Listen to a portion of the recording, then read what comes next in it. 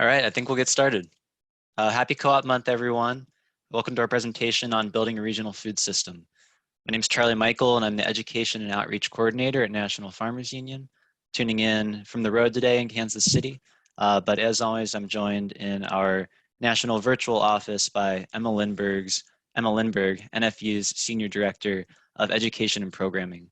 Will be available throughout the webinar today for technical and moral support. This is the second in a three-part series of webinars that we're hosting this co-op month. If you weren't able to join us last week for our presentation on land legacy and concern for community, we encourage you to check it out on the NFU YouTube channel. It's one not to be missed, certainly. There's a link in the chat now. And next week, we have a presentation coming up on making cooperatives work with the Rocky Mountain Farmers Union Cooperative Development Center. Link in the chat for that one also, and we encourage everyone to register, whether you can attend or not, so that you'll receive a link to the transcript and recording afterwards. If you want to get in touch with us or each other during the webinar today, you can please feel free to use the chat box to get things warmed up there. If you'd like to drop your name, I think is maybe an icebreaker today, if you want to share your favorite cooperative principle or value. As usual, we've set aside some time for questions at the end of the presentation. We encourage you to use the Q&A for those. It helps us keep them organized.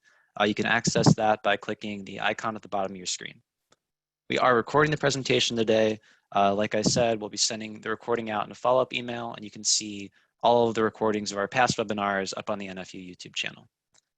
And afterwards, as always, we'll be providing an evaluation survey where you can share feedback on the webinar, and also includes any questions that we weren't able to get to during the presentation today. And we always do our best to follow up on those if we can. We want to hear from you. We're interested in learning more about your involvement in cooperatives. There's a link now in the chat to a very short survey I put together. It's so short that you can probably finish it by the time I'm through the next slide. It's 3 questions, and if you include your name and email address at the end, you'll be entered to win an REI gift card. We're giving away 2 each month, and the next drawing is coming up at the end of next week.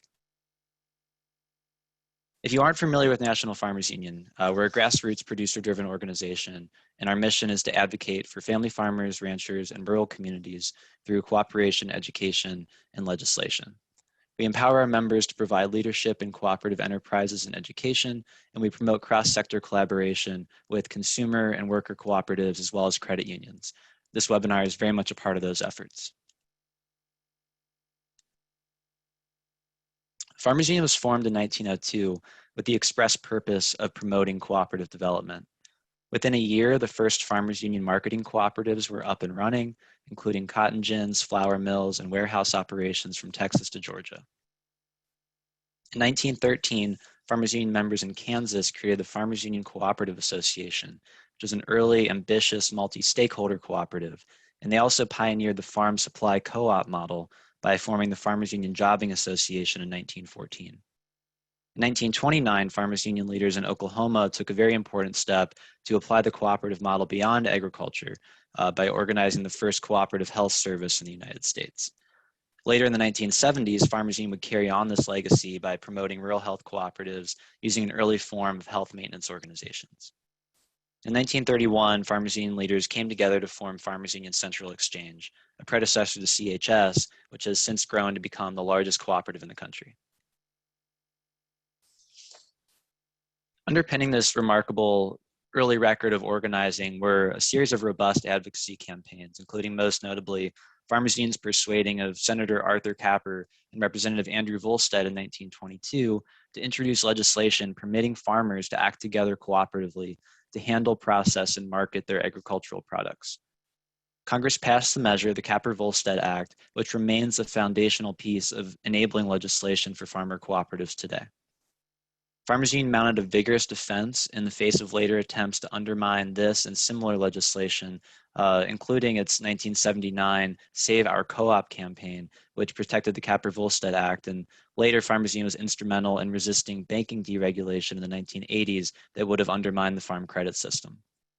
Today, our members remain fierce advocates committed to protecting the democratic nature of cooperatives and their unique structure as member-owned and controlled enterprises. You can visit our website, nfu.org, to learn more about what we can do and how you can get involved. And with that, I'd like to introduce today's presenters. Actually can't see if anyone else has joined, but as far as I know, so far on the call from the Northwest Regional Food Hub Network, we have Kaylee Thornley of Mission West Community Development Partners, who's the Cooperative Development Center Director, as well as Joel Williamson, the co-founder of LINC Foods, Andrew Yoakum, the General Manager of Puget Sound Food Hub Cooperative, and Dave Prather, the General Manager of Western Montana Growers Cooperative. So welcome everyone, and I'll just turn it over to you now.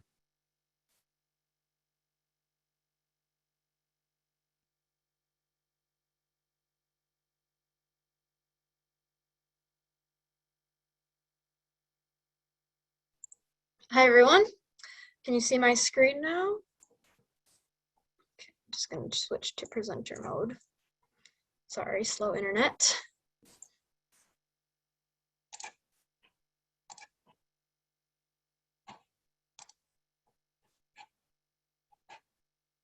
Sorry, it's not letting me. There we go.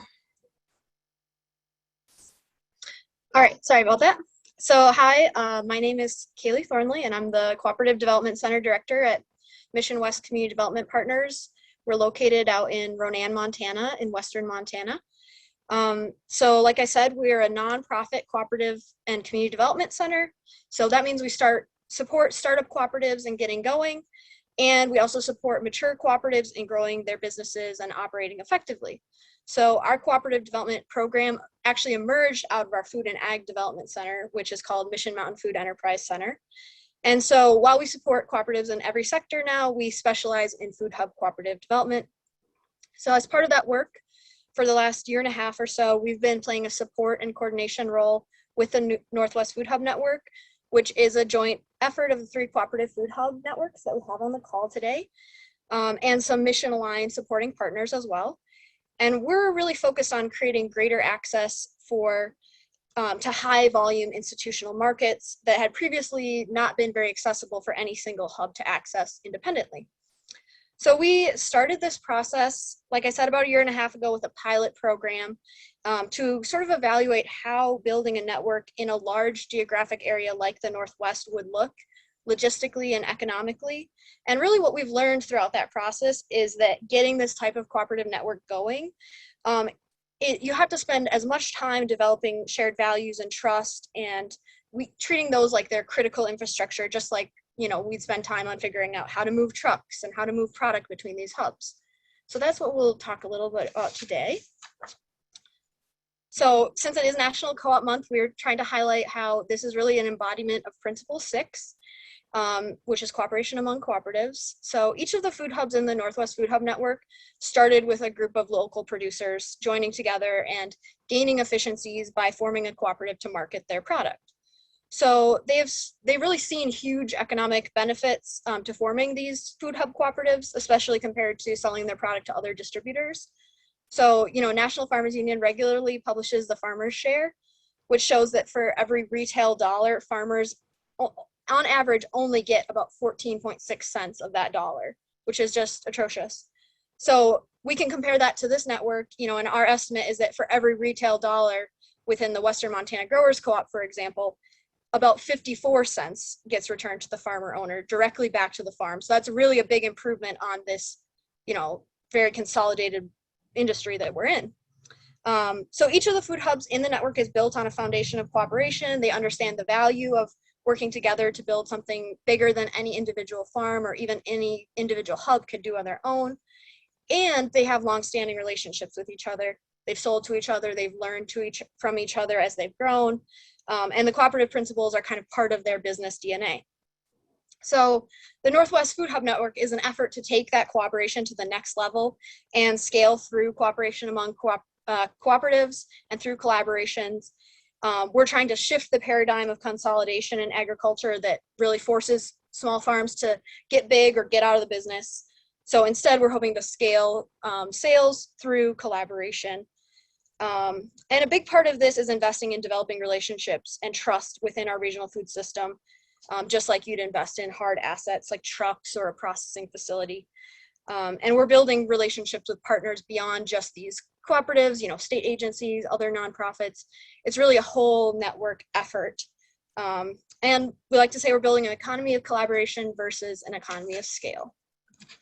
So that's sort of the, theoretical underpinnings of why we are forming this network. But who's actually in the network. So like I said, we have 3 cooperative food hubs, Puget Sound Food Hub out in Mount Vernon, near Seattle, LINC Foods in Spokane, and Western Montana Growers Co-op just down the road from me in Missoula. And then we also partner with FarmFair, which is a software platform that's designed specifically for food hub networks. And it allows the hubs to digitally aggregate their inventory so the institutional buyers can see all that inventory in one place. And then they can make one purchase order from all the hubs at once. And we've also been really helped out by FarmFair because they have experience developing these types of networks. So there's a lot of, softer skills that they've really lent to the network as well. And we are also looking for a way to sort of integrate with Local Food Marketplace, which is the software used by each of the hubs individually. So that's hopefully an integration that's coming down the road. And we also partner with Kitchen Sink Strategies, and they have been really busy for the last few months, sort of weaving relationships with these institutional buyers, doing value chain coordination. And it's really been a game changer to have someone who can serve as that salesperson, that single point of contact, because we've learned that, like the food hub managers, they don't have, or the sales departments, they don't have a ton of extra time in their day to be doing these sales. So that's where having sort of a brokered model would come into play, is coming into play. And then finally, we have us, which is Mission West Community Development Partners, and we play this coordination role. And it's really helpful to have sort of a nonprofit partner that can do sort of the background work, the coordination. It's not always the most glamorous role per se, but like I said, food hub managers don't always have time in their day to be, sending out meeting invites and holding all those pieces. So that's where the nonprofit partner comes in. And then we'll also talk about our role as a processing center as well in the network. So why are we targeting the institutional market channel with this network? Well, through our farm to institution program and farm to school program here in Western Montana, over the last few years, we've seen a lot of large school districts or hospitals be great customers to our regional food hub, but then the food service leadership might change, or they go from being self-operated to being contracting with a national provider, and suddenly that institutional account is essentially gone. And so for each of the food hubs, it has really been a valuable customer to have institutions, but it takes a ton of time and energy to access those markets. So if you can manage to make a sale to an institution, it's great. And it can be a high volume recurring customer, but it's a ton of work to get to that point. And you have to kind of do some convincing with the food service buyer that they should pay more for a product because it is local, because it is organic, sustainable, grown on a small farm, good for the community. And then you add that to the complication of food service menus being planned months in advance. The fact that food service buyers are really accustomed to buying from these broadline distributors who are used to getting whatever product they want at whatever time of year. They can get processed, ready to serve product, and that's just not really how local sustainable food systems work. So despite all the work that these guys on the call have put into cultivating the institutional market, it still remains largely untapped, and it's only a fraction of the hub's overall sales. So that said, institutions are still this really tantalizing market segment. Nationally, public institutions such as schools and hospitals purchase about $120 billion of food annually. And that doesn't even include, privately owned or nonprofit institutions. So especially, we've also seen this growth in the Northwest in anchor institutions like hospitals and universities committing to certain procurement initiatives that are focused on climate or equity goals, such as the Cool Food Pledge or Healthcare Without Harm and the Healthcare Anchor Network. And so these types of initiatives are growing. And then even more so with COVID-19, we had all these horrible food supply chain issues, and consumers are saying, hey, there's pressuring these institutions to do their food procurement more responsibly. So as farmer-owned cooperatives, these food hubs of the Northwest Food Hub Network are really well positioned as ecologically sound, equitable, decentralized, resilient food aggregators that these types of institutions need now to be able to meet their procurement goals. And ultimately, one of our core beliefs is that people, including those who are in food service, want to have a relationship with their food. They want to know where it comes from. They want to know who grew it. And that's what the Northwest Food Hub Network is providing, that Cisco never could. We can go beyond saying this is certified organic, and we can say, okay, this is a regeneratively grown beet from Lifeline Produce in Victor, Montana, and here's the type of soil health practices that Steve and Lucy use to grow that product. So that's sort of our story. And in just a minute, I'm gonna let each of the food hubs go into a little more depth about their co-ops. But one of the really advantageous things about this network has been that each of these food hubs are well established in their own right. You know, they have their own market channels and CSA programs and retail sales. So they aren't brand new startup co-ops. They're ready to sort of spend the time figuring out what's our next step, what's our next area of growth, and hopefully it's this network. And then the other part of this is a very large geographic area in the Northwest, and it is sparsely populated. But each of these food hubs brings a different geographic diversity to the products. So, you know, lentils from Montana might be a really appealing product for a climate-friendly procurement hospital out in Seattle. And then an institution in Missoula might benefit from the products that would be available from Puget Sound, which is a warmer climate. So there might be a little bit more seasonal availability. So that's where this network can kind of be an advantage, is we can offer higher volume and higher availability with the same values and source identity. And then it's critical that they're all along Interstate 90, which allows us to move the food hub product in between the hubs. So now I'm going to turn it over to each of the hubs. So Dave, you're first, introducing the Western Montana Growers Co-op. And so I think each of you just introduce yourself, tell us about your co-op, how'd you get started, maybe how many members you have, and sort of what are some of the unique things you bring to the network. Thanks, Kaylee. Yeah, my name is Dave Prather. I'm the general manager at Western Montana Growers Cooperative. I've been in my position since 2010 and staff and a member farmer of the Growers Cooperative since 2008. We are a farmer-owned marketing and distribution cooperative. We're based in Missoula, Montana. We've been in Missoula since 2015. We were previously in Arlee, Montana, about 30 minutes north. We have about 40 member farms, and we work with another 40 to 50 non-member producers. Most of our members are located in Western Montana. We do have a few outliers, of course. Our members produce a broad range of products, including fresh fruits and vegetables, frozen and lightly processed produce, dairy, eggs, meats, grains, honey, and other value-added products. Our primary service area is within Montana. We service most of the major transportation corridors in Montana, as far east as Billings, which is about 350 miles away from our warehouse, and north and south are on the Highway 93 corridor. We also work with a few other distribution partners to service areas such as Jackson, Wyoming, Eastern Washington, Northern Idaho, and the greater Portland area. We started in 2003 as a small group of producers. I think there was about 7 initially. Essentially farmers just looking at how to better access wholesale markets in our area. They looked at a number of models around the country and focused in on a producer cooperative. We had a lot of assistance from Mission West, formerly called Lake County Community Development, to get the project started.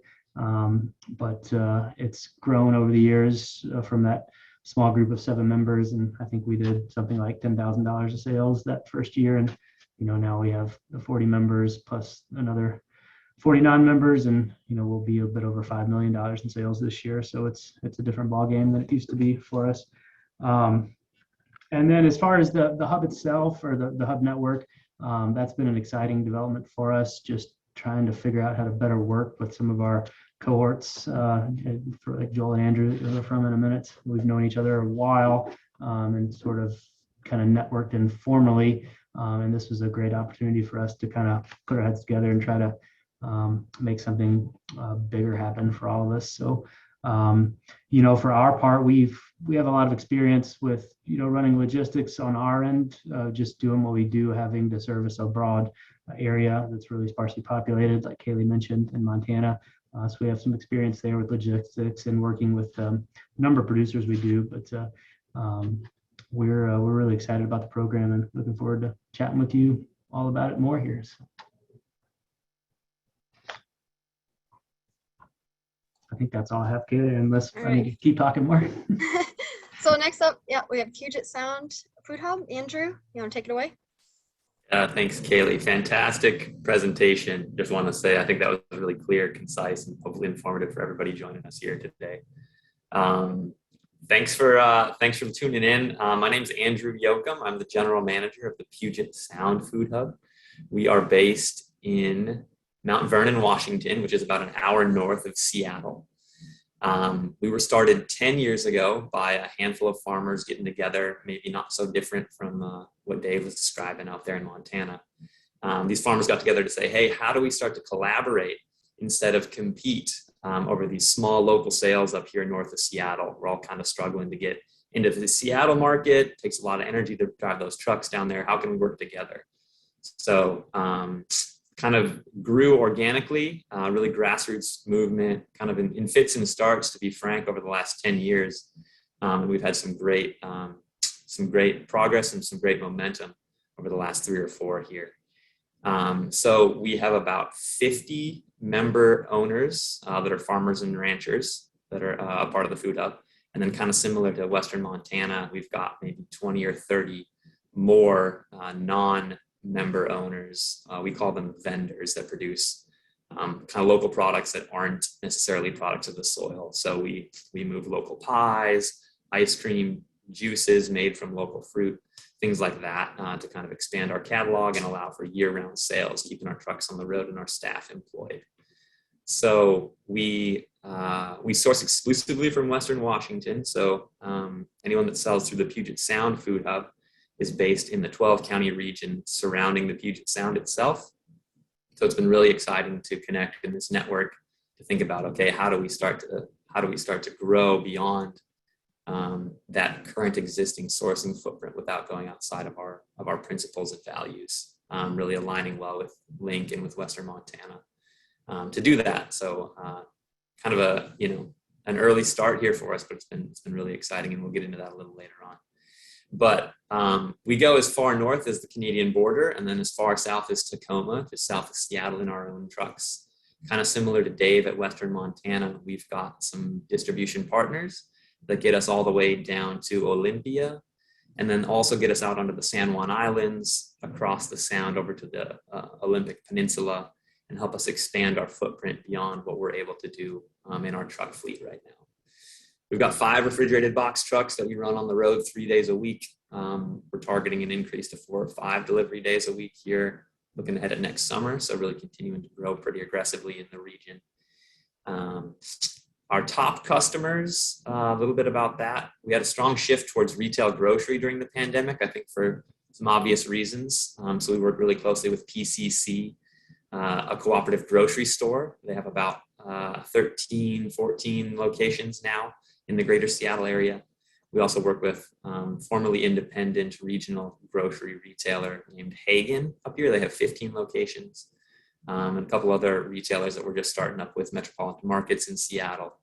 Anyone who's familiar with the area might be familiar with them, Town and Country Markets. And then the bread and butter for the Food Hub, the Puget Sound Food Hub, has been individual restaurateurs. That's who our farmers clued in with most directly and early on in Seattle.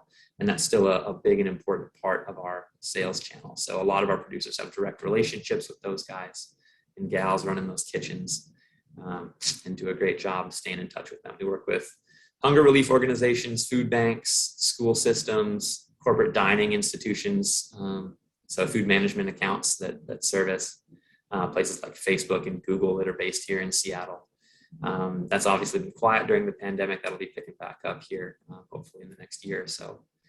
I've been working closely with the USDA and WSDA on some hunger relief initiatives as well. It's an important part of kind of the last couple of years for our farmers.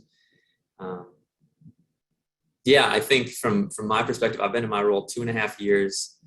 We've seen some great growth during that time, and I've been really fortunate and appreciative of the connection that we've all made on this panel.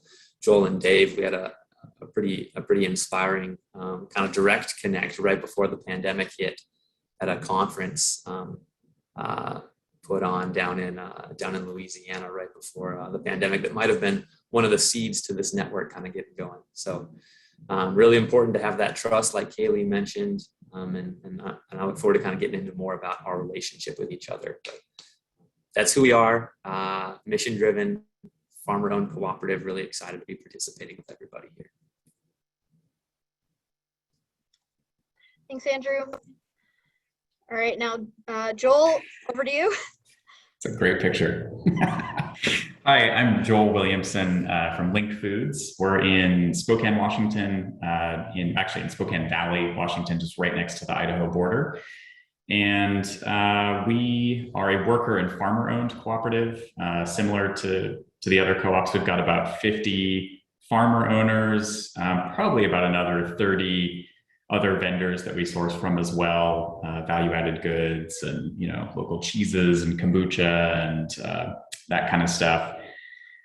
We started in 2014, and we really got together and formed. We were my co-founder and I are kind of both from the agricultural community, but we also were working through WSU Extension to help farmers figure out how to be more successful. And the rallying cry that we kept hearing was at that time, almost all of the regional small farmers really only had farmers markets or farm stands or a CSA program that they could sell through, maybe a restaurant here or there once in a while.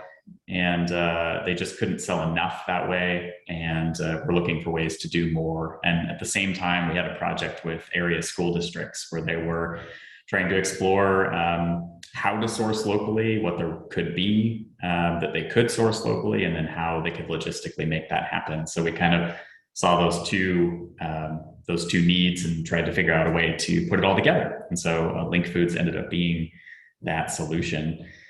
We were almost kind of looking at the map, we're almost the inverse of the other two hubs in that we source from a fairly large area in Eastern Washington, Central Washington, Northern Idaho. We have members that live as far as a 2-hour drive away.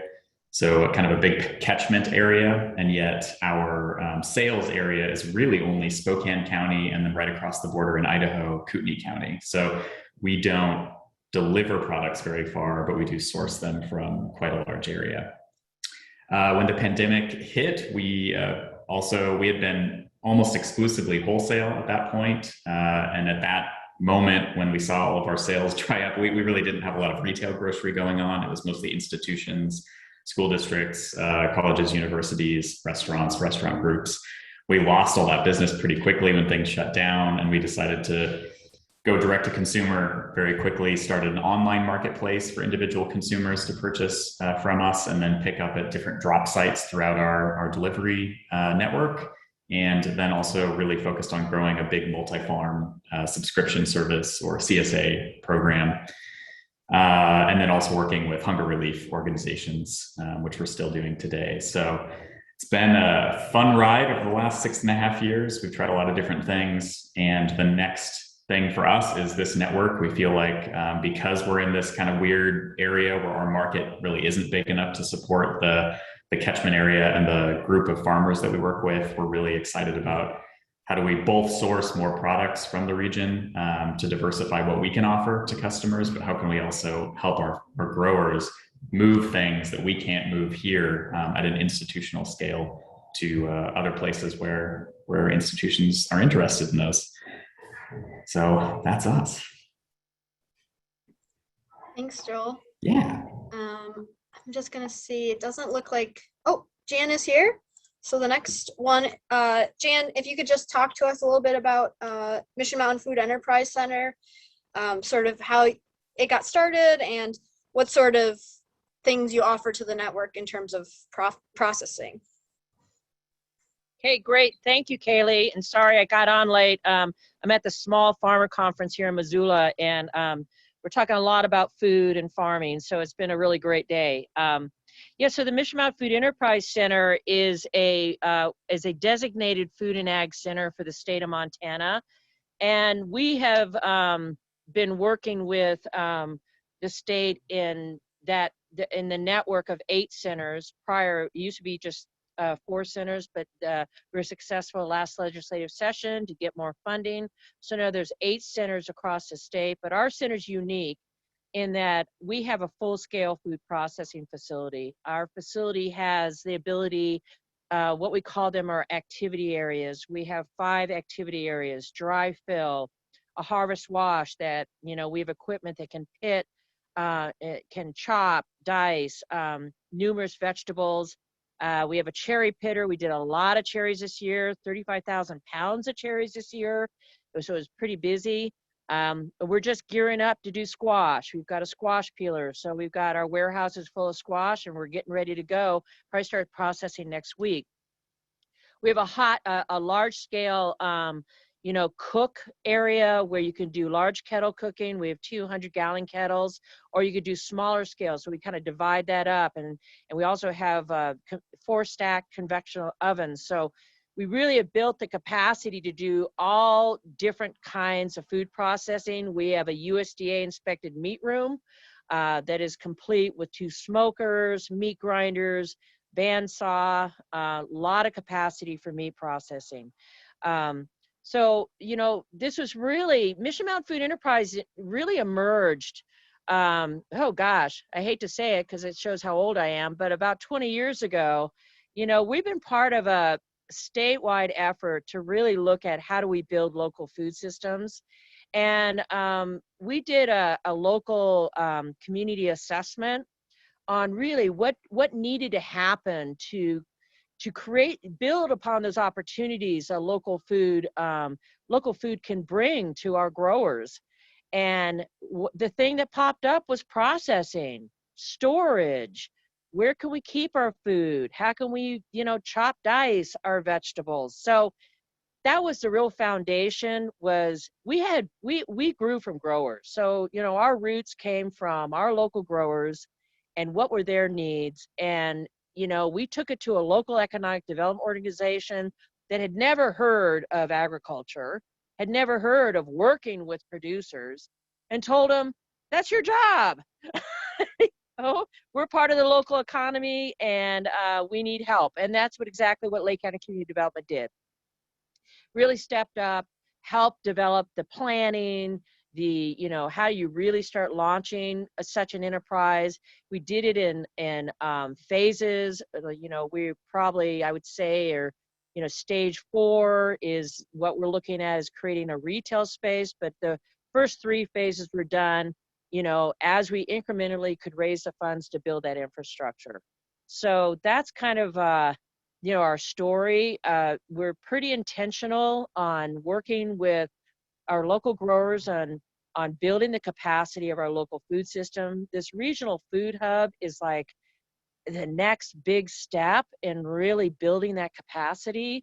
It's really exciting to see how much has been done over the last 2 years, where we were just like sitting at a conference going, you know, we should do this. And it's just with Kaylee's leadership and of course Andrew, Joel, and Dave, and the other farm fair and local food, and of course Kitchen Sink. They've just done a remarkable job of bringing this together and really solidifying an approach of success. So our role in this regional project will be, we're a food processor. So we plan on processing your food. We plan on chopping, dicing carrots, peeling squash. Right now, we're working on a marinara sauce for the Office of Public Instruction in Montana. So here are these test products that, you know, we have the facility that can pull these things together and put those products in the prototype that these institutions are looking for. So, you know, we're just that important part of that chain of any food product and getting to market, whether it's an institutional market, a wholesale market, or a direct market. If there's a need to process it, that's needed infrastructure, and that's what we bring to this table. So just, we're pretty excited to be part of it. And that, you know, I mean, it's so important that, you know, cooperatives are front and center on this whole approach, because that's what it's all about. It's about cooperating together, and we make things happen. And cooperatives can be the foundation of so many, local or community shifts that we need to make happen so we can continue small farms being successful and, just bringing more food to our local communities. So just thank you, Kaylee. Glad to be here. Sorry I was late, but it's been a great conference. Good. Not to worry about that. Yeah, so now I just have a few questions for all you guys. And then we also can turn it over for some audience questions in a few minutes. But the first question is sort of getting at what sort of spurred you guys to start this network, and what's the history behind the network that has made it possible to sort of take it to this next level that we keep talking about.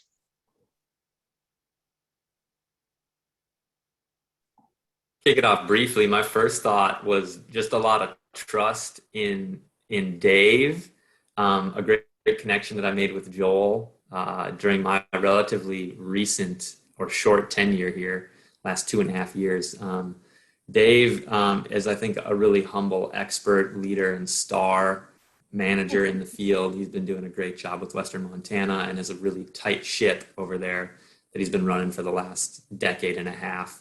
So just knowing the slide's perfect for this, Kaylee, because knowing the cooperative principles that we share, knowing the mission is aligned, knowing our expectations on food safety, on quality are aligned, made it, it still took time, I think, as you mentioned during your presentation, but it just made it possible to keep furthering the conversations with these guys.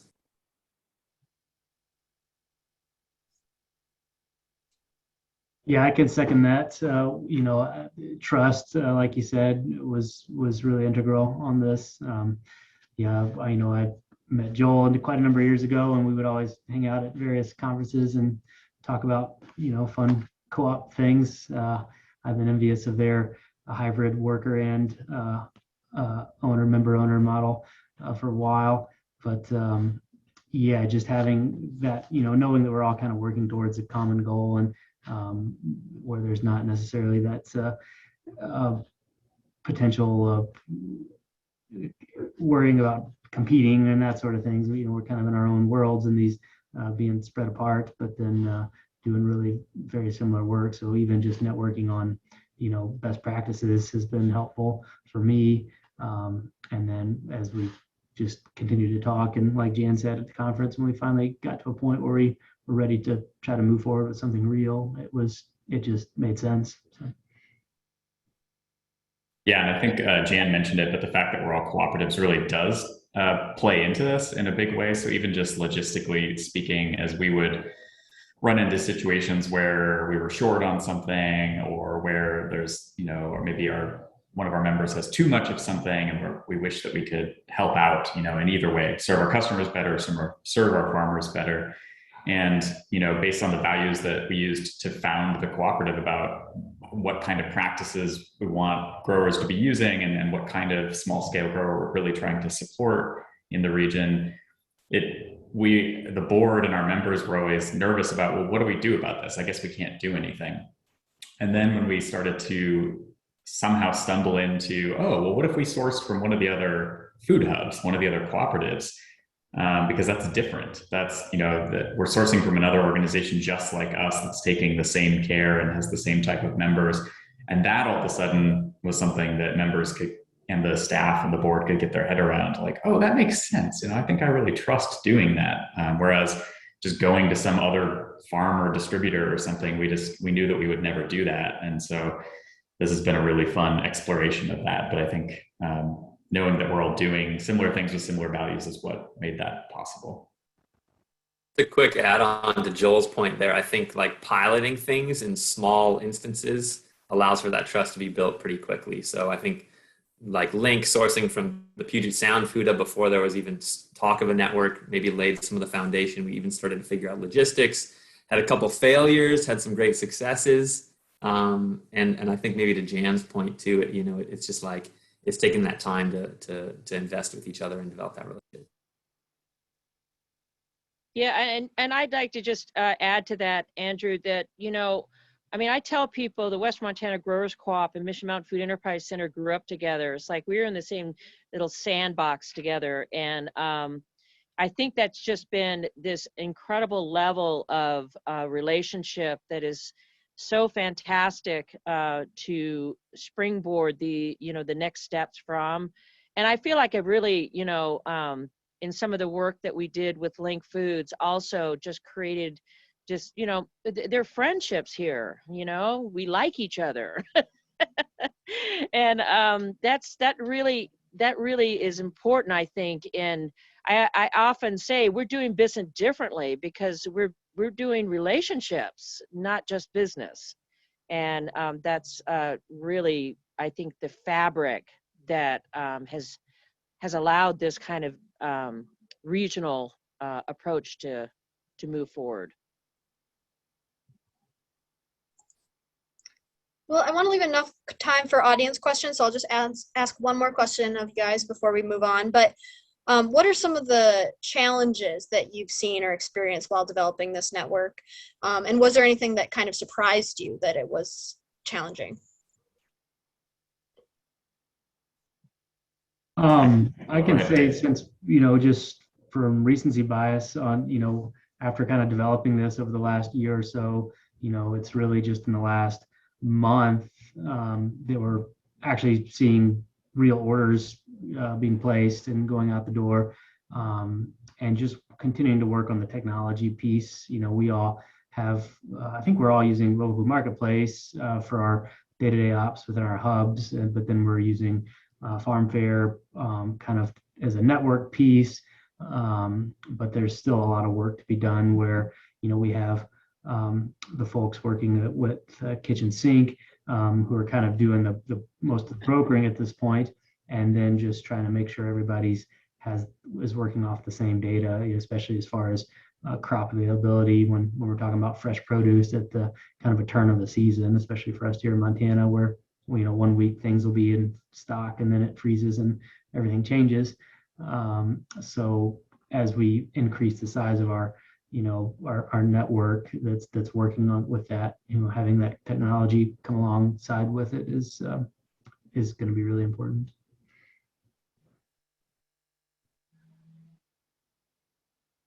I think we were all hopeful that it could work, but I was relatively skeptical that we could figure out how to make it work. And I think we're still developing that with margin.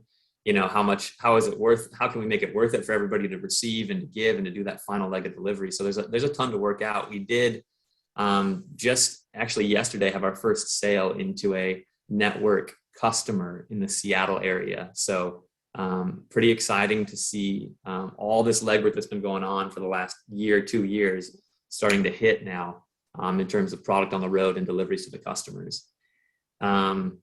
This is maybe off topic, but one of the important parts that I want to underline on this slide from Kaylee is the lack of the ability for us to try and do this without consolidating into a single entity. I think has the power to be really radical and hopefully transformational for a food system.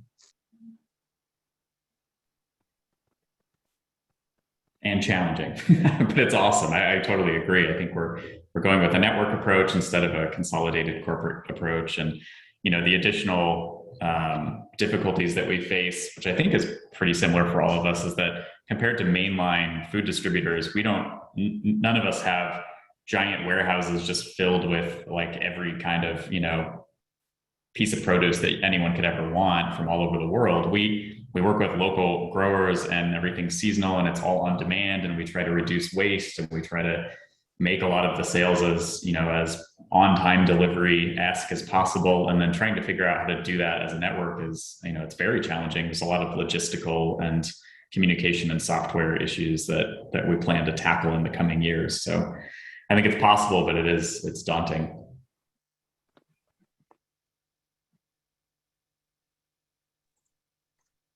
All right, well, that's all the questions I have. Charlie, are there any audience questions now? There certainly are. And I think that one of these Dave briefly alluded to in Andrew's case, but The question is, and actually I see Andrew, you chimed in the chat there too. Thanks for being on top of that. But are any of you, affiliated with worker co-ops? Are you, incorporating worker cooperation into your food hubs? Yes, LINC since day one has been a worker and farmer co-op, and so that's been a interesting experiment as well. Just having two different membership classes, basically two different stakeholder groups, and we certainly have some people. Dave would kind of be like this if he was in LINC, that are both a farmer member and a worker member. They're on staff day to day, but they also supply the cooperative. And so we have a mixed board that's elected from the two different membership groups, and we try to have some kind of a balance there. It's usually more farmer members than worker members, but that could always change over time too. That's our experience, at least. Yeah, I wish we had something like that here. That's one of the biggest challenges our growers face here in Montana is lack of available labor for the farm work. It's not Montana's a big ag state, but it's big in cow-calf operations and hay and grain, which are less labor intensive than say small vegetable operations. So there's not that kind of industry that's already built in here. So I would love to see something like that get developed.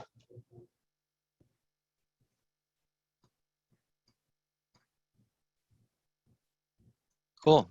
So another question, I think I'm reading this correctly. Someone's asking if any of the growers that were, part of your food hubs before the network launched, if they actually needed to build their operations to get a bit bigger in order to meet the needs of the network. How did that play out?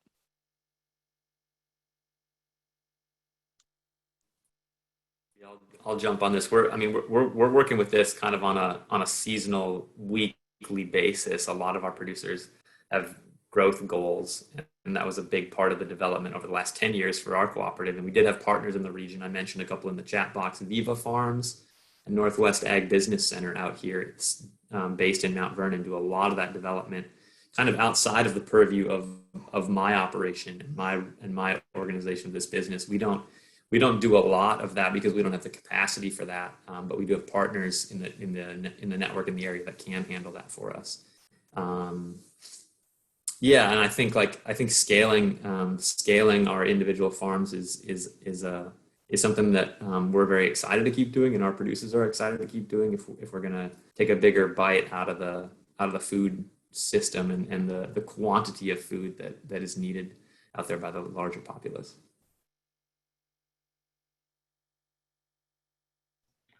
Yeah, similar to Andrew, definitely many of our farms, if not most, have grown alongside the co-op over the years. So that's been really important for them. We, with some of our internal policies, we've developed one that's essentially like a hierarchy policy, but it's in place to allow farms. It essentially says that if you grow a certain percentage of a crop for a given year, you have the right to keep doing that percentage in future years, provided everybody's happy with the arrangement, and that allows growers to continue to grow their operation along with the co-op as the co-op's market grows. So that's been really important for us and our members. We, like Andrew said, we don't take an active role in, really, we're not out there looking for equipment for the growers and that sort of thing, but we can provide a little bit of the market expertise and projections on what they could expect as they scale up.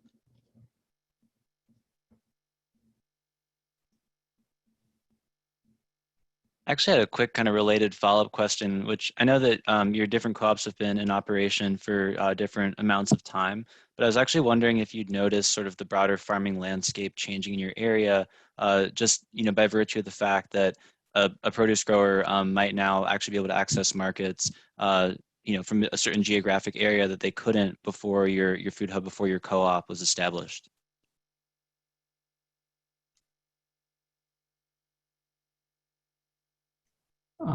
Definitely for us, that's why we exist. Growers that are large enough can kind of do a little more driving around on their own, but Montana will have, the population of Missoula has doubled or tripled in the last 20 years, but you essentially have small towns, and then the next small town is, a couple hours away. So it's not really efficient for a single small producer to drive around and hit those various areas where, that was the reason for the co-op starting, our co-op. And so that continues to be the case, even though some of those towns like Missoula and Bozeman have grown such where there's a fairly significant market there just by themselves, where people can more easily access enough of a market to make it more viable.